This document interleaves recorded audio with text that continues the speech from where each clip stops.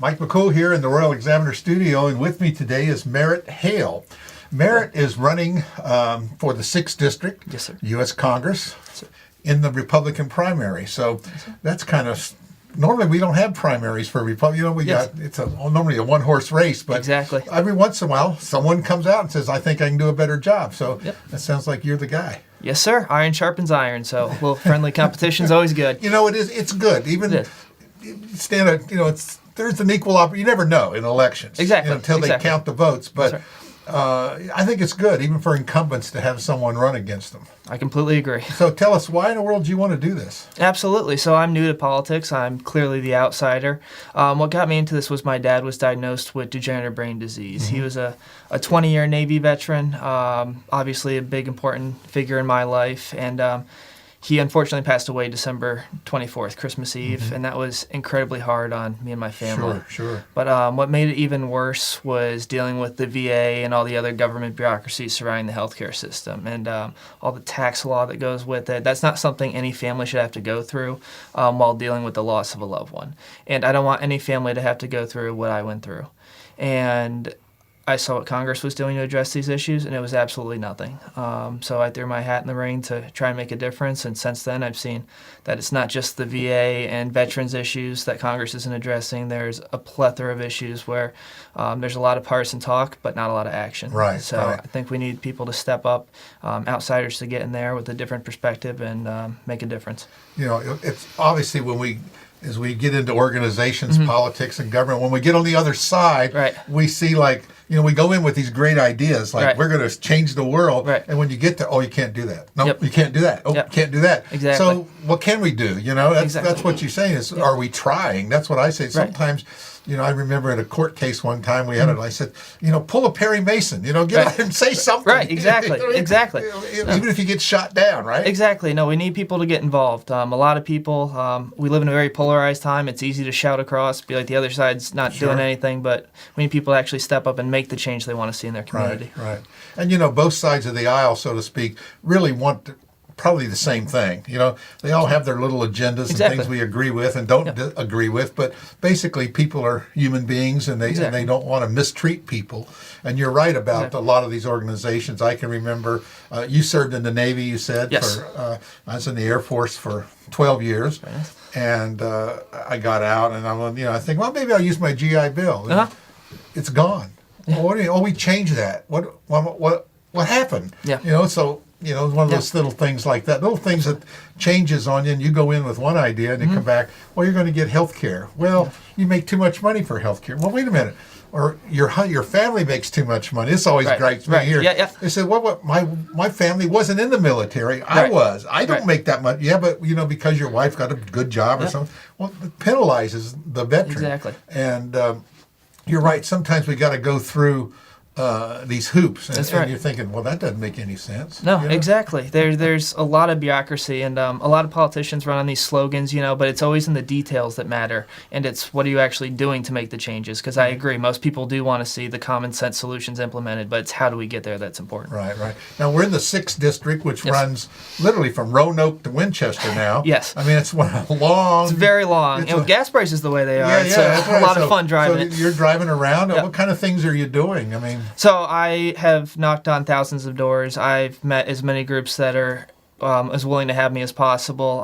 Just meeting people face to face and then being very smart in a voter outreach. Obviously, my background's a system engineer. I believe in data analytics and targeted messaging, and that's important. But nothing beats talking to people one-on-one and hearing their experience. Face to face. No, absolutely not. That's absolutely really not. That's how the war is won. Yes, exactly. And they say it's how many doors you knock on. Exactly. And I've been in a lot of campaigns, and it's true. It's the one-on-one, and but a lot of times that gets you into a long conversation. Yes. Yeah. Then you find out they're not even registered to vote. Yes. But I tell people that's okay because they're influencers. Exactly. And they'll influence maybe people that are Exactly. ready to vote. Exactly. Every voice matters. So this is a primary. Now tell us a little bit about what to expect in the primary. So hopefully we can get some high voter turnout. Realistically, historically, off-year primaries are incredibly low turnout, so your vote matters even more than usual. a lot of people don't even know that a primary is going on or that we've been redistricted. Like you said, That's right. That's right. Completely We've changed, new. right. You knock on doors and people think their old congressman who no longer is in the district represents them. It's like, no. He's not even their congressman anymore. Exactly. Yeah, so... they're still looking for Bob Goodlatte. Exactly. So just getting people out and getting involved, because people, like you said, want change. They just don't necessarily... They're unaware of the process. Right. So. Well, you picked a race. I mean, you've never been in politics before. No, I haven't. Well, no. Like you said, how's your machine doing? I mean, it's doing well. Obviously, the incumbent's going to have more money. We knew that going into it. So I just have to be a lot more responsible with the resources I have. I can't afford to take a big swing and a miss with what I'm doing. But it's definitely doable. There's been much bigger people to fall in politics than the current incumbent. Right. We've seen that with Congressman Crowley when AOC took him down. Just because these people have the establishment machine behind them doesn't necessarily mean that that's where the voters are. Right. I notice there's every politician, every group, both sides always have an anti-group. Yes. And I seen Congressman Klein's got an anti-group. Yes. And you'll have one too. I'm sure. Yes. Yep. That's just part of the game. But that's just part of the game. So the Democrats have got Miss Lewis. Jennifer Lewis is running again. Of course, she's not in your primary. I mean, that's coming in November. Yep. So there's at least people out and about trying to do something, and I think it's great that you picked a battle. But I think if nothing else, it'll be a lifetime learning experience for you, and hopefully Absolutely. this will not be the last time that you'll be involved in. Absolutely And where are you from, by the way? I noticed you were in the Navy in Norfolk, but you're in the 6th District now. Yes, so. I live in Clearbrook, so out by Winchester. Okay, so you're up in the new section. I am, yes, Yeah. and the current congressman's in the South, and so we both got that long drive for all these events. And, in that Roanoke area, that's his strong point, and that's going to be a hard. And he'd been there as a delegate. He's got a long time there. Yep. So that's a tough area. It is. But this area north, halfway up in north is really open because that's a area that's fresh. Yes, it is. And either one of those areas can carry an election. So yes. I'm sure you've already figured this out with the data. He's a nowadays it's all about the data and the social media and the contacts and the paperwork, and there's a system to it, isn't there? There is. There's the new guard way of doing things versus the old guard. It's not all just smoke-filled backroom deals anymore, which I think is a good thing. Right. What do you think of term limits? I'm just curious. The problem with that is the person that has to vote for it is already in. Right. That's what. Yeah, exactly. And that's why realistically, I don't think they're going to happen, because people in power will never relinquish that power, which again is why we need new faces in there. We talk about drain the swamp, but a lot of those people become the swamp. And it's easy to do. It is. I think they start off with good intentions, but power corrupts, and absolute power corrupts absolutely. So. Exactly. It's funny. One time I was with one of our delegates, and I said, we need to change our state law on how to recall politicians. And he looked at me dead serious, and he said, no, why would I do that? Yeah, exactly. Exactly.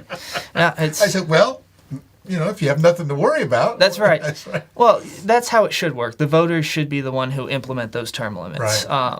The problem is getting people who want to step up and challenge people. They say, "Oh, this guy's been here in politics for 20 years." Incumbents are tough to beat. Exactly, name recognition. But nowadays, I think social media is helping change that. You can get your voice out there. You can meet new people, get new people involved in the process.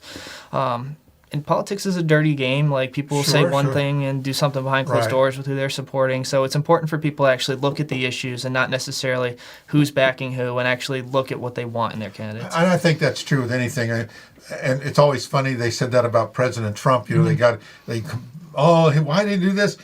Why were people surprised when you do exactly what you say you're going to do? Exactly.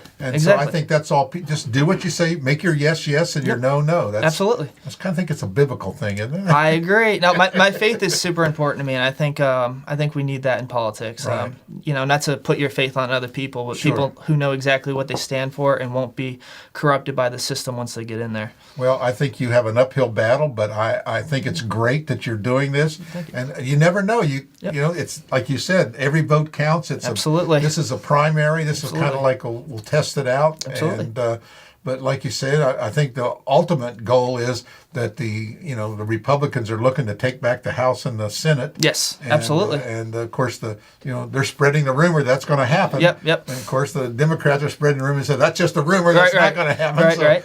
But it all involves people getting involved in their government, and they say, 100%. People say it doesn't matter, but it does matter. It does matter. And this is as close to local. We're right here in our backyard. We're electing congressman. I was telling Merritt before we started that Governor Youngkin sat right there in that chair before he started, and that he did it. He was like you. He was an outsider, a new person. He got out and got his message, and I think that's the trend now. And people are looking for a new message and a believable face that is going to do what they say they're going to do. Absolutely. I couldn't agree more. Governor Youngkin's a perfect example. Never been in politics, but he sent out a clear message of what he wants to do, and I think that's what people want. I think they're tired of these career politicians. Yeah, well, I think it's a good thing that you're running. I hope that you continue your political scale. You're young. I am. And you got hair. I do. I got a baby face, but I'm old enough. Yeah. You're old enough to vote. I am. Yeah. Well, like you say, that's what you need, and that's great. Again, thank you so much for coming in. Keep us posted on what's going on, and hopefully we'll see you again after June. Absolutely. And one way or the other, and we'll see how it's going, and keep us posted. And I really, congratulations that you stepped forward and giving a run, making our incumbent work a little harder. Yes, sir. I think that's what it's about. Absolutely. Thanks, All right. Thank you very much, sir.